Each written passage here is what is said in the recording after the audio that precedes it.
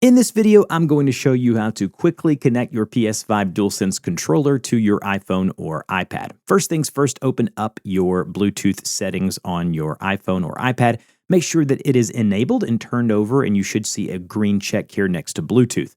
Once you've done that, you then want to pick up your controller like you see me doing here, and you want to press and hold the PlayStation button in the middle of the controller plus the left share button or button right next to the touchpad here.